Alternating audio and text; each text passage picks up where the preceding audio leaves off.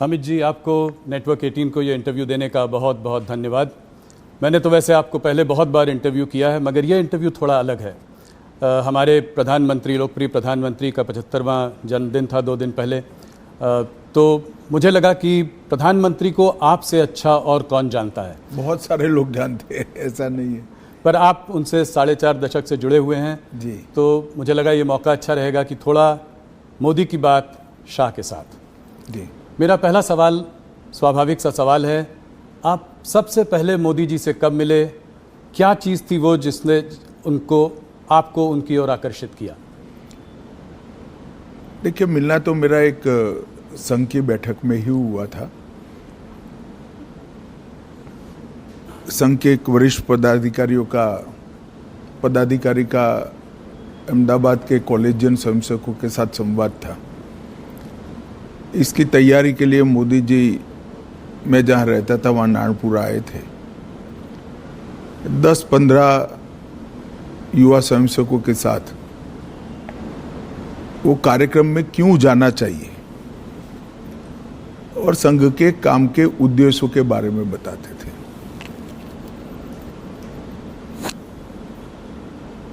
एक बिल्कुल अलग प्रकार से संघ के काम को मैंने उनसे सुना और कार्यक्रम में किस उद्देश्य से जाना चाहिए इसके बारे में भी युवाओं के लिए एक सटीक टिप्स भी थी और एक प्रकार से लंबे समय के लिए मार्गदर्शन भी था। इतने छोटे से एक महानगर के 1200 युवाओं के कार्यक्रम के लिए इतना बारीक प्लानिंग करना, ये बहुत बड़ी बात होती है। मैंने भी नीचे के स्तर पर काफ़ी काम किया है और वो ही बताता था, उस वक्त भी बताता था कि नरेंद्र भाई जो करते हैं वो मन से करते हैं और जो करते हैं वो अल्टीमेट उद्देश्य के साथ जुड़ा हुआ होता है और इसी के कारण बड़े बड़े परिणाम मिलते हैं। कमोबेश मेरे क्षेत्र के ही युवा थे, बहुत सारे युवा प्रभावित भी हुए थे, कार्यक्रम में भी गए थे और उसमें से काफ़ी लोग अलग अलग क्षेत्र में, कोई संघ में ही काम में आगे बढ़ा, कोई विद्यार्थी परिषद में बढ़ा, कुछ लोग भाजपा में बढ़े, अलग अलग काम में काफ़ी आगे भी बढ़े। तो लोक संपर्क और लोक संग्रह, लोगों का संपर्क करना, लोगों को काम के साथ जोड़ना और संपर्क और संग्रह के माध्यम से अल्टीमेट गोल अचीव करना, जो लक्ष्य है उसकी प्राप्ति के लिए रास्ता बनाना, ये उस वक्त हम सब युवाओं के मन पर बहुत गहरी असर छोड़ गया और आगे चलकर इसके कई सारे उदाहरण उनके जीवन से इसी प्रकार के मिलते रहे, जिन्होंने आज दुनिया के सामने जो नरेंद्र मोदी जी है उसको बनाया है। आपने प्लानिंग की बात करी तो 1995 तक भारतीय जनता पार्टी गुजरात में अपनी पूर्ण बहुमत के साथ कभी सरकार नहीं बनाई थी। उसके बाद लगातार आप लोग 7 चुनाव जीतते रहे। इसमें मोदी जी का क्या रोल रहा? इसमें प्लानिंग और उसको आप किस तरीके से देखते? भारतीय जनता पार्टी गुजरात में तीसरे नंबर पर थी। कांग्रेस, संस्था कांग्रेस से बनी जनता पार्टी और फिर भारतीय जनता पार्टी, और तीसरे नंबर पर भी हम 11 एमएलए के साथ थे। तो एक प्रकार से गुजरात में पूर्ण रूप से इतनी मजबूत सरकार बनना और इतने साल तक चलना, ये कल्पना करना भी बड़ा दुष्कर काम था। गुजरात में जब 2-3 साल लगातार अकाल पड़ा, तब पहली बार शहर के छोटे छोटे कार्यकर्ताओं को उन्होंने नेता बनाकर गांवों में न्याय यात्रा लेकर घुमाया। अकाल के लिए जहां राहत काम होते थे, जहां भ्रष्टाचार होता था, कांग्रेस की सरकार थी उस वक्त, उसको उजागर करना, न्याय यात्रा लेकर जाना। हर स्वयंसेवक, हर कार्यकर्ता लोगों के घरों से सुखड़ी, पुराने जूते, चना, ऐसी सूखी चीजें लेकर जाते थे जो अकाल के राहत काम में काम करते थे वो मजदूरों को पुराने जूते देते थे, चना सुखड़ी देते थे। एक प्रकार से उसी को मुद्दा बनाकर हमारे काम का विस्तार कैसे हो सकता है, लोगों का विश्वास पार्टी के प्रति, काम के प्रति बढ़े और पार्टी के कार्यकर्ता के मन में जो सुषुप्त संवेदना पड़ी है लोगों के प्रति, उसको जागरूक कर कर एक राजनीतिक उद्देश्य से आया हुआ कार्यकर्ता लोगों के प्रति संवेदनशील बनकर अपने जीवन को, उद्देश्य को बदल दे। ये दोनों काम वो न्याय यात्रा के माध्यम से हुए। दूसरा, मुझे पूरा देश का मैं दावे के साथ नहीं कह सकता हूं, मगर बाद में मैं अध्यक्ष के नाते पूरे देश का दौरा भी करा, तो कई प्रांतों में पुराने कामों की मेरी चर्चा हुई है। मैं इतना कह सकता हूं, कमोबेश किसी भी प्रांत में बूथ समिति को इंस्टीट्यूशनलाइज करने का काम नरेंद्र मोदी जी ने जब संगठन मंत्री थे तब किया था। पहली बार भाजपा की सदस्यता को बूथ के हिसाब से रजिस्टर में, उस वक्त कंप्यूटर वगैरह नहीं होते थे, हाथ पेन से रजिस्टर बनाए जाते थे, उसको सूचीबद्ध करना, इसकी सदस्यता का जो शुल्क आता है इसका हिसाब रखना और फिर उसका सत्यापन, ऑडिट भी करना, ये व्यवस्था बनाई गई। और मुझे बरोबर याद है, मैं उस वक्त उनके साथ ही दौरे करता था, मेरा हिसाब किताब का काम था और ऑडिट का काम था। लगभग गुजरात के 80% जिलों में बूथ समितियां, मंडल समितियां, जिला समितियां, इसका रिकॉर्ड बनना शुरू हुआ और वहीं से एक स्ट्रक्चर्ड ऑर्गेनाइजेशन के बेस की शुरुआत हुई। वो रजिस्टर के आधार पर कौन पार्टी छोड़ गया, कौन कितने लंबे समय तक काम किया, छोड़ गया तो क्यों छोड़ गया, ये सारी चीज़ों की समीक्षा भी होती थी, मीमांसा भी होती थी। और उसके कारण गुजरात में हम सब जो युवा उस वक्त नए आए थे, वो सभी को संगठन का काम करने का स्ट्रक्चर, तरीका क्या हो सकता है, एक भी भाषण के बगैर जो इस काम से जुड़े थे वो सब लोग समझ गए। तो आंदोलनों से पार्टी को खड़ा करना और आंदोलनों से बड़े हुए जनाधार को पार्टी के स्ट्रक्चर के ढांचे में ढाल देना, ये दोनों काम नरेंद्र मोदी जी जब संगठन का काम करते थे तब हुए और इसके कारण गुजरात प्रदेश भाजपा की एक मजबूत नींव पड़ गई। स्वाभाविक सी बात है, जब विजन भी बड़ा है, एग्जीक्यूशन भी इतना बढ़िया है, तो टफ टास्क मास्टर भी रहे होंगे। तो कोई कुछ किस्सा सुनाइए जहाँ पे। ऐसे तो ढेर सारे किस्से आपको सब जगह मिल जाएंगे जी। मोदी जी हिसाब किताब कठोरता से लेते हैं, इसके कारण बहुत नाराजगी भी है। सरकार में मुख्यमंत्री बने तब भी, प्रधानमंत्री बने तब भी और संगठन का काम करते थे तब भी, मगर कभी भी व्यक्तिगत द्वेष के कारण किसी कार्यकर्ता को डांट डपूट लगाना या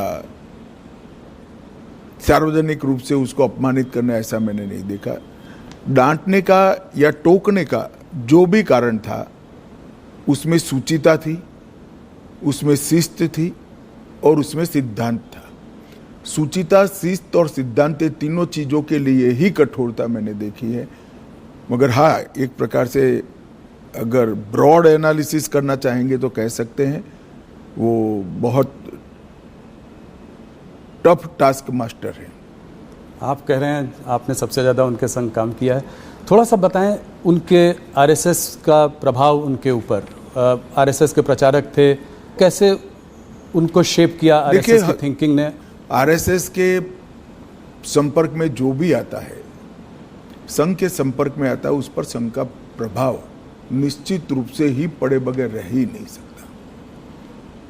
आज नरेंद्र मोदी जी जाने जाते हैं कैसे नेता के रूप में जिसके लिए देश सबसे प्रथम है, उसके बाद पार्टी है, उसके बाद पार्टी के कार्यकर्ता है।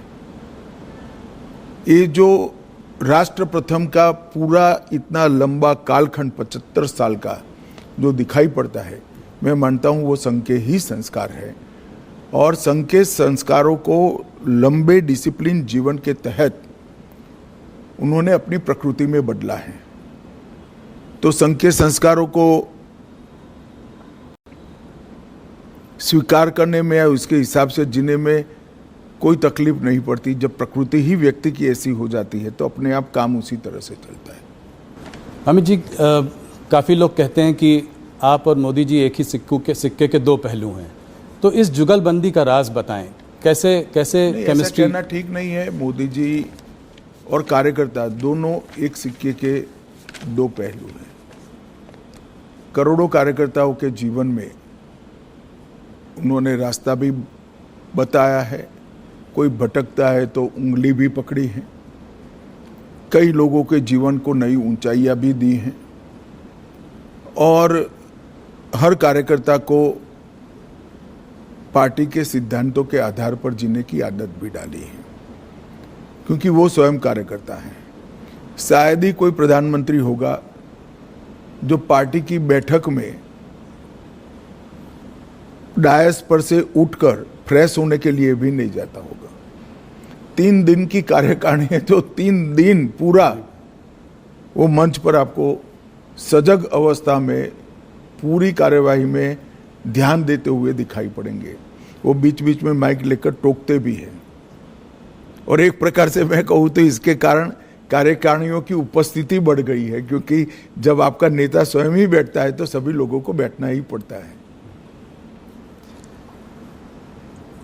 मोदी जी लोगों से एक दिल का रिश्ता बना लेते हैं। मैंने देखा है कि बड़े बड़े ग्लोबल लीडर्स के साथ भी उनका 1-on-1 एक रिश्ता है। वो प्रोटोकॉल के बियॉन्ड जाकर एक रिश्ता बनाने की कोशिश करते हैं, चाहे वो ट्रंप हो, चाहे वो नेतन्याहू हो, पुतिन जी हो। तो और अगर दोस्त कभी रूठ भी जाए तो उसको मना भी लेते हैं। तो ये कैसी क्वालिटी है? जो देखिए, कोई भी नेता जब अपने लक्ष्य के लिए और अपने देश के लिए काम करता है तो प्रोटोकॉल नहीं रहते हैं। लक्ष्य को प्राप्त करने के लिए, देश को ऊपर ले जाने के लिए जो कुछ भी करना पड़ता है वो साहसिकता से वो करता है, और इसमें कोई बड़ा साइंस नहीं है। जब अपने आप को आप निकाल लोगे, अपने आप के अहंकार को निकाल दोगे तो सब कुछ साहसिक हो जाता है। और ये मैंने देखा है। मैंने छोटे से छोटे कार्यकर्ता से बात करते हुए देखा है, उसको प्रेरित करते हुए देखा है, उसको डांटते हुए भी देखा है, और बड़े से बड़े नेता के साथ भी इसी प्रकार का व्यवहार करते हुए भी देखा है। क्योंकि उद्देश्य पार्टी ठीक चले, राज्य ठीक चले, राष्ट्र ठीक चले, वो है। अंतर्राष्ट्रीय संबंधों में भी उन्होंने व्यक्तिगत रिश्ते तो बनाए, मगर वो व्यक्तिगत रिश्ते हमेशा भारत के उपयोग में आए। उनकी अंतर्राष्ट्रीय नेताओं की दोस्ती से मैं सार्वजनिक रूप से कहना नहीं चाहता, मगर ढेर सारी घटनाओं को मैं जानता हूं जिससे भारत को इतना फायदा हुआ है। कई प्रकार के अद्भुत फैसले हुए हैं जो कभी फॉरेन पॉलिसी के माध्यम से होना असंभव था, मगर वो देश के हित में हुई। बहुत बड़ी बात। 2014 की जीत, भारतीय जनता पार्टी की जीत, मोदी जी का प्रधानमंत्री बनना, ये अपने आप में एक ऐतिहासिक जीत थी। मैं आपके माध्यम से सवाल पूछना चाहता हूँ। आपको उस चुनाव में बहुत बड़ी एक जिम्मेदारी मिली है। आपको उत्तर प्रदेश को डिलीवर करना था भारतीय जनता पार्टी के लिए। उस वक्त कैसे आपने इसको किया और मोदी जी ने कैसे इसका मार्गदर्शन किया? देखिए, पूरे देश भर में कांग्रेस के खिलाफ गुस्सा और नफरत दोनों थी, और मोदी जी के एक प्रकार से 12 साल के मुख्यमंत्री काल के कारण गुजरात मॉडल पूरे देश को आकर्षित करता था।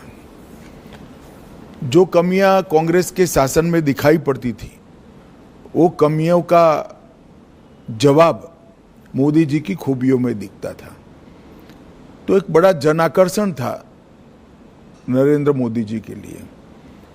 उत्तर प्रदेश में मेरे लिए जिम्मेदारी ये थी कि संगठन ठीक ठाक कर इस लोकप्रियता को वोट में कन्वर्ट करना और वोट को मतपेटी के अंदर कैद करना। और उत्तर प्रदेश में जातिवाद से ऊपर उठकर देश के हितों के लिए वोटिंग की पैटर्न लोगों के दिमाग में ठसाना। और मुझे लगता है कि भारतीय जनता पार्टी उत्तर प्रदेश में सफलता के साथ ये कर सकी थी। हमने मोदी जी देश बदल सकते हैं ये विश्वास भी खड़ा किया। देश बदलेगा, देश बदलना है तो उत्तर प्रदेश को बदलना ही पड़ेगा, इसलिए मोदी जी उत्तर प्रदेश बदल सकते हैं ये विश्वास खड़ा किया। और जातियों की भावना से ऊपर उठकर उत्तर प्रदेश और देश के भले के लिए वोटिंग करने की एक वोटिंग पैटर्न भी हम खड़ी कर पाए।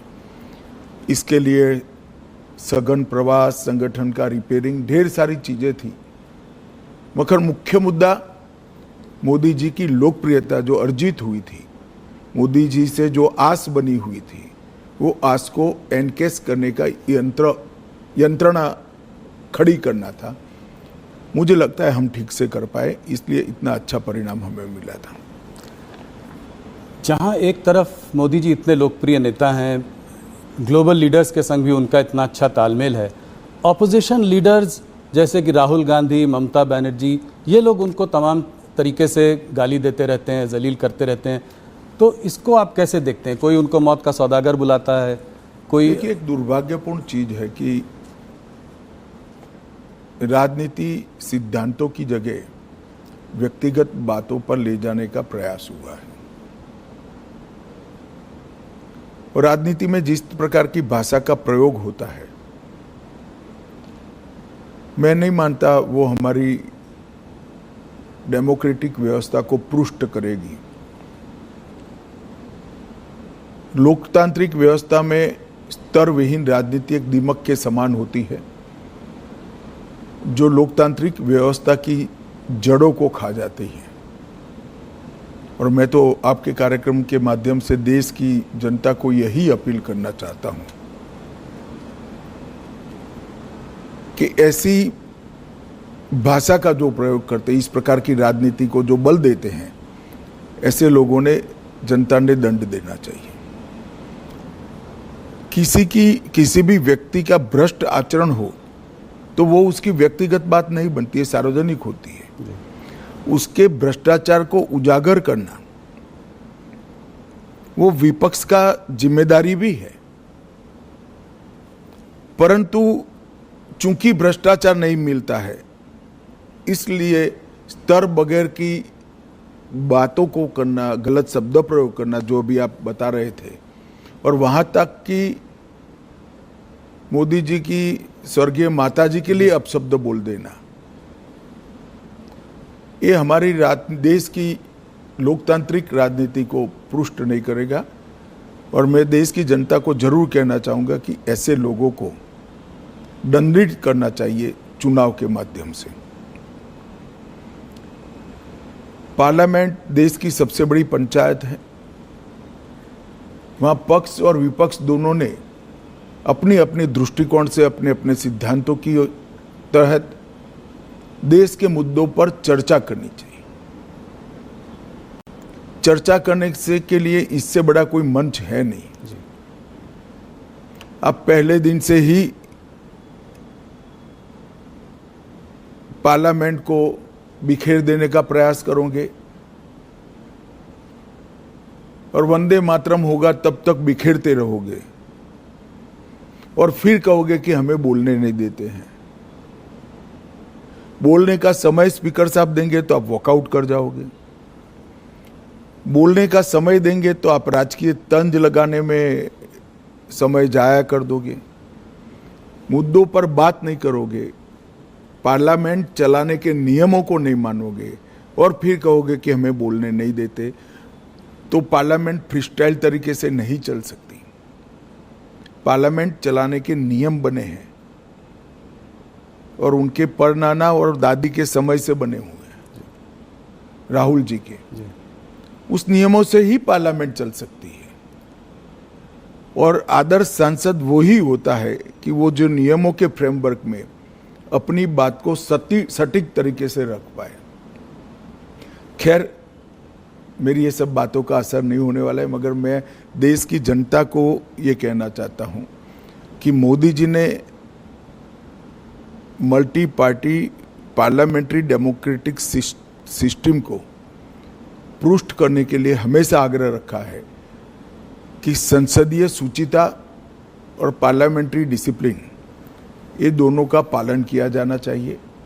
और मैं मानता हूं कि देश की जनता ने कभी न कभी शीर्ष करना पड़ेगा कि राजनीतिक आक्षेपबाजी में ही संसद का समय जाना चाहिए या कुछ फ्रूटफुल चर्चा होकर जनता के लिए अच्छे फैसले लेने चाहिए, चाहे सुरक्षा का हो, चाहे देश को समृद्ध करने का हो, चाहे रोजगारी के लिए हो, चाहे देश की औद्योगिक नीति के लिए हो, चाहे देश की कोऑपरेटिव नीति के लिए हो, चाहे करोड़ों गरीबों के कल्याण के लिए नीतियां बनानी हो। इस पर चर्चा करनी चाहिए या राजनीतिक आक्षेपबाजी करनी चाहिए। और मुझे तो आश्चर्य हो रहा है, हम भी ऑपोजिशन में से 10 साल थे, पहले 1-2 दिन विरोध करते थे मुद्दों को उजागर करने के लिए, फिर चर्चा करते थे। और अगर फिर भी चर्चा के बाद सरकार नहीं मानती थी तो हम कोर्ट में जाते थे कि भ्रष्टाचार है, इसका जांच किया जाए। और कोर्ट ने कई जगह हमारी मांग पर जांच अपॉइंट की थी, जिसकी हाय तौबा वो आज भी कर रहे हैं, मगर ये कहीं नहीं जाते। कोई कॉन्स्टिट्यूशनल फोरम के अंदर डिबेट करना ही नहीं चाहते, वो रोड पर ही करना चाहते हैं। और मुझे लगता है इसीलिए जनता ने शायद उनको रोड पर ही रखा है। अमित जी, वैसे तो आपके 11 साल की सरकार में बहुत अचीवमेंट्स हैं, पर मैं कुछ चीज़ों पे बात करना चाहूँगा। वैसे तो बहुत समय लग जाएगा, सब पे बात करेंगे। धारा 370 को ख़त्म करना, इसके पीछे कुछ बताएं, कैसे ये हुआ, कैसे संभव हुआ, मोदी जी का क्या रोल था? आप देखिए भाई, कैसे हुआ तो पूरी दुनिया जानती है। क्यों किया का जवाब ये है कि हमारी पार्टी तो जब से धारा 370 बनी तब से विरोध कर रहे हैं। जी। भारतीय जनसंघ के पहले अध्यक्ष श्यामा प्रसाद मुखर्जी का जीवन ही धारा 370 समाप्त करने के लिए, मगर आज तक न भाजपा के साथ पर्याप्त बहुमत था, न दृढ़ इच्छा शक्ति से निर्णय हुआ था। मोदी जी जब दूसरी बार 2/3 बहुमत के साथ प्रधानमंत्री बने, तब पहले ही सत्र में धारा 370 को समाप्त कर दिया। और मैं मानता हूं मोदी सरकार के 11 साल में देश को सुरक्षित करने के लिए, आतंकवाद को कंट्रोल करने के लिए और दुनिया भर में कश्मीर हमारा है ये संदेश भेजने के लिए नरेंद्र मोदी जी का ये कदम बहुत महत्वपूर्ण है। और कई सदियों तक देश की जनता इसको याद करेगी। और भी तमाम रिफॉर्म्स हुए हैं, मगर थोड़ा सा मैं बात करना चाह रहा था इकोनॉमिक रिफॉर्म्स जो हुए हैं मोदी जी के अंडर। अभी हाल फिलहाल में जीएसटी का रैशनलाइजेशन हुआ है, बहुत बड़ा रिफॉर्म है। इनकम टैक्स को रेट्स को कमी आई है, पिछले बजट में बहुत बड़ा रिफॉर्म है। कॉर्पोरेट रेट टैक्स कट किया। तो इन रिफॉर्म्स के पीछे क्या विजन था, क्या थिंकिंग थी मोदी जी की? देखिए, आप जीएसटी के अभी हुए सुधार के बारे में मैं बाद में बात करूंगा। जीएसटी की चर्चा कांग्रेस की सरकार थी तब से होती थी। श्री चिदम्बरम वित्त मंत्री थे तब भी हुई, श्री प्रणब मुखर्जी वित्त मंत्री थे तब भी हुई। कई बार कांग्रेस से गुमराह कर रही है कि ये तो हमारा आइडिया है। ठीक है भाई, आपका आइडिया है तो इंप्लीमेंट क्यों नहीं हुआ? राज्य विरोध करते थे। राज्य विरोध किस चीज का करते थे? राज्य विरोध जिस चीज का करते थे वो चीज देश की जनता को समझनी चाहिए। सभी को मालूम था कि जीएसटी आने से राज्यों के रिसोर्सेस में एक प्रकार का रिजार्व होगा, कमी आएगी। वो कमी की भरपाई के लिए उस वक्त राज्य केंद्र से गारंटी मांगते थे, जो कांग्रेस ने नहीं दी, राज्यों ने सहमति नहीं दी और जीएसटी के रिफॉर्म नहीं हुए। नरेंद्र मोदी जी प्रधानमंत्री बने, उन्होंने ये गारंटी दे दी। राज्यों की ग्रोथ रेट से लगभग डबल ग्रोथ रेट टैक्स की होगी इस प्रकार का संवैधानिक वादा किया और पूरा भी किया। सभी राज्यों को इस नवंबर तक पैसा जाएगा। जी। तो राज्यों की सहमति इसलिए बनी क्योंकि केंद्र सरकार ने एक वादा किया और वो वादा पूरा भी किया। और जीएसटी के कारण 16 प्रकार के बिक्री से जुड़े सभी करों का, ऑक्ट्रॉय से लेकर बाकी सारी चीजों पे, एक्साइज, सेल्स टैक्स, कई छोटे मोटे मनोरंजन कर था, ये सभी का एकीकृत खाका बना। पूरे देश भर की एक इलेक्ट्रॉनिक बिक्री कर प्रणाली बनी, ई-वे बिल बने। और जीएसटी के इतने सालों की यात्रा में 200 से ज्यादा छोटे मोटे बदलाव कर कर उसको लोकाभिमुख भी बनाया और टीथिंग प्रॉब्लम समाप्त भी की। ये करते करते करते देश की इनकम भी बढ़ी, 80,000 करोड़ से लेकर 2 लाख करोड़ तक। अब राज्यों का भरोसा बढ़ा, जनता का भरोसा बढ़ा, व्यापारियों का भरोसा बढ़ा। तब चूंकि इनकम बढ़ चुकी है, टैक्स के अंदर 395 से ज्यादा चीजों पर टैक्स कम किया गया। ढेर सारी चीज जो रोजमर्रा के उपयोग की है, इसमें 0% किया या 5% किया। कुछ सेक्टर विशेष को, जिससे देश की निकास को, एक्सपोर्ट को फायदा हो सकता है, उसमें भी एक वैज्ञानिक जीएसटी का दर रखकर निकास को ही प्रोत्साहन दिया। जो रोजगारी से जुड़े हुए क्षेत्र थे, किसानों से जुड़े हुए क्षेत्र थे, लोगों के स्वास्थ्य से जुड़े हुए क्षेत्र थे, वो सभी को टैक्स में कटौती कर दी। और इससे खाने पीने की चीजें, रोजमर्रा के जीवन उपयोग की दवाइयाँ, किसानों के उपयोग की चीजें, महिलाओं के उपयोग की चीजें, हेल्थ सेक्टर से जुड़े हुए इंश्योरेंस। अब व्हीकल एक प्रकार से रिक्वायरमेंट बन चुका है, चाहे 2 व्हीलर हो चाहे 4 व्हीलर हो, वो सभी में टैक्स की कटौती हुई। ढेर सारी चीजों में इस जीएसटी रिफॉर्म से फायदा होने वाला है। मैं मानता हूं ये बहुत बड़ा कदम है और इससे जनता का भरोसा बढ़ा है कि अगर हम टैक्स भरकर सरकार की नेट को बड़ा करते हैं तो सरकार टैक्स की कटौती कर कर फायदा जनता को ही पहुंचाएगी। और ये भरोसा आज़ादी से अब तक अदृश्य था। पहली बार वो दिखाई पड़ता है कि कोई भी सरकार अपने बढ़े हुए टैक्स को ये कहकर प्रोत्साहित करेगी कि भाई आप टैक्स भर रहे हो तो अब हम टैक्स कम करेंगे, तो ज्यादा से ज्यादा लोग टैक्स की नेट में भी आएंगे। मुझे विश्वास है इनकम भी कम नहीं होगी, इन्वेस्टमेंट बढ़ेगा, इन्वेस्टमेंट बढ़ेगा, बाजार में एक प्रकार से तेजी भी आएगी और लोगों को सस्ता भी मिलेगा और यहाँ उत्पादन की गतिविधियां भी बढ़ेगी और देश की निकास भी बढ़ेगी। एक तो मल्टी डायमेंशनल,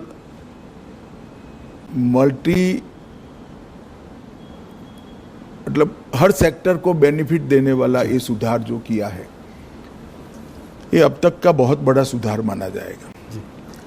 आप लोगों को पिछले 11 सालों में कभी कभी टफ सिचुएशन से भी गुजरना पड़ा है, कठोर निर्णय लेने पड़े हैं, बालाकोट में एयर स्ट्राइक, अभी हाल में ऑपरेशन सिंदूर। तो क्या मैसेज भेज रहे हैं आप इससे? मोदी जी दुनिया को क्या मैसेज भेज रहे हैं? बालाकोट और ऑपरेशन सिंदूर की तो मैं बाद में बात करूंगा। सबसे पहले सबसे कठोर परिस्थिति थी जिसमें मैं मानता हूं कि दुनिया में सबसे सफल होकर मोदी जी के नेतृत्व में देश निकला है, वो कोरोना का काल था। जी। पूरी दुनिया में आज सब लोग स्वीकार करते हैं कि कोरोना का भारत का प्रबंधन सबसे अच्छा था। जी। इसके कारणों का जब एनालिसिस करते हैं तो दिखाई पड़ता है कि कई सारे देशों में कोरोना के खिलाफ सरकारें लड़ती थी। भारत में कोरोना के खिलाफ केंद्र सरकार, राज्य सरकार और जनता तीनों लड़ते थे। और ये मूड बनाने के लिए मोदी जी ने ढेर सारे व्यंग सहे, ढेर सारी अवहेलना सही, ढेर सारे ताने भी सहे। कोई कहता था कि थाली बजाने से कोरोना नहीं जाता, कोई कहता था दिया जलाने से कोरोना नहीं जाता था, कोई कहता था जनता कर्फ्यू कर कर क्या निकाल लोगे। मगर ये सब चीजों ने देश के हर व्यक्ति का कोरोना के खिलाफ लड़ने का एक मॉरल बनाया, सामूहिक लड़ाई का मनोबल बनाया। और फिर सबसे पहले वैक्सीन के लिए टीम गठित करना, इसको समय समय पर प्रोत्साहित करना, दुनिया में सबके साथ ही कमोबेश हमारा वैक्सीन बन गया। और सबसे बड़ी बात, टेक्नोलॉजी का उपयोग करके 140 करोड़ लोगों का वैक्सीनेशन करना और इसकी रिसीट पहुंचा देना, ये बहुत बड़ा काम है।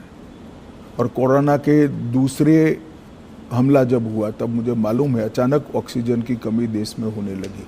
कंजम्पशन से 4 गुना ज़्यादा ऑक्सीजन चाहिए था। दुनिया भर से सिलेंडर, ऑक्सीजन कहाँ से मिल सकता है वहाँ से लाना और लोगों तक पहुँचाना,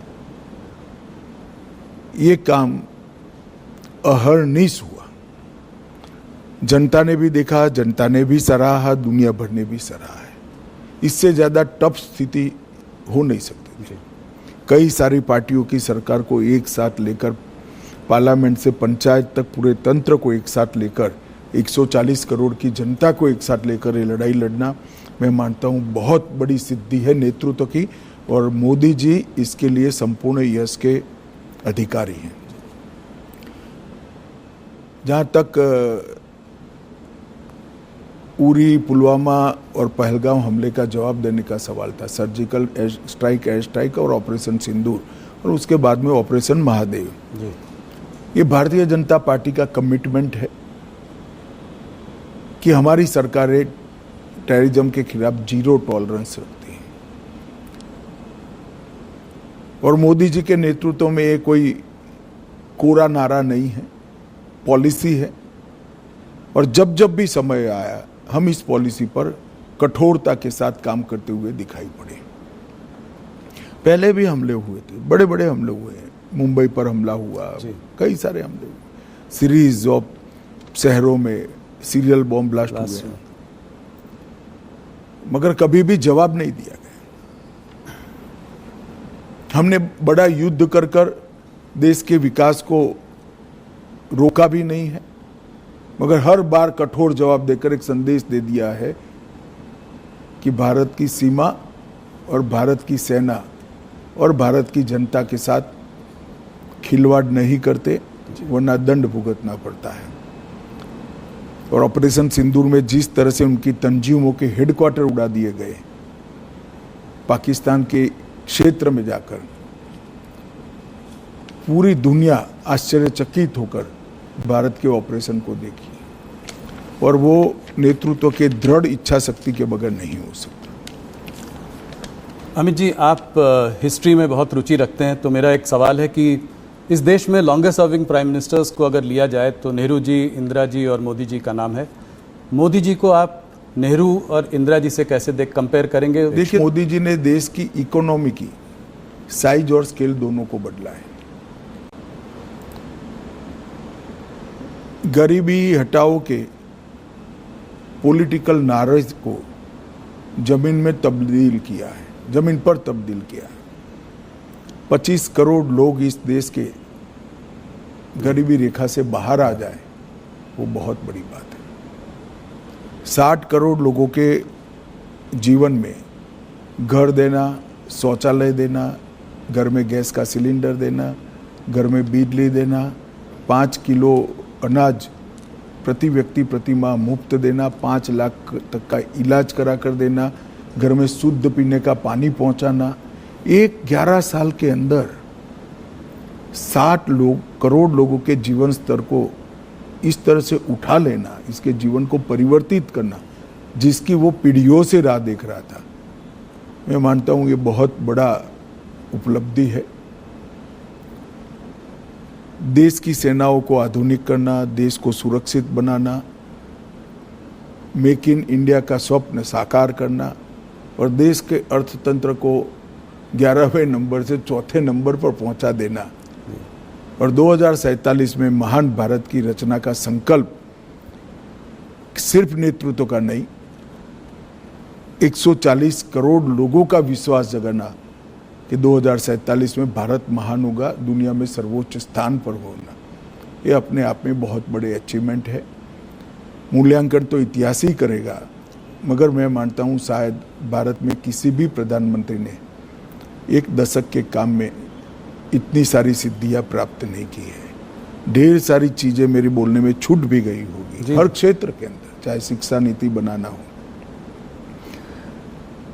चाहे विदेश नीति के अंदर रीढ़ की हड्डी इम्प्लांट करनी हो, ये सभी चीजों में मोदी जी ने बहुत अच्छे तरीके से देश के हर नागरिक का गौरव बढ़ाया है, इसके सर को ऊंचा किया है। किसी लीडर की आपको याद दिलाते हैं वो, कोई बड़े व्यक्तित्व की? ऐसे कंपैरिजन करना ठीक नहीं है। सभी लोग अपने अपने समय में बड़े होते हैं, सभी का अपने काम करने का तरीका होता है, मगर जहाँ तक अचीवमेंट का सवाल है, मोदी जी के समय में सबसे ज़्यादा हुए। अमित जी, आपने मोदी जी पर इतनी सारी बातचीत कही, बहुत बहुत धन्यवाद। आप हमसे आज जुड़े इसके लिए बहुत नमस्कार जी।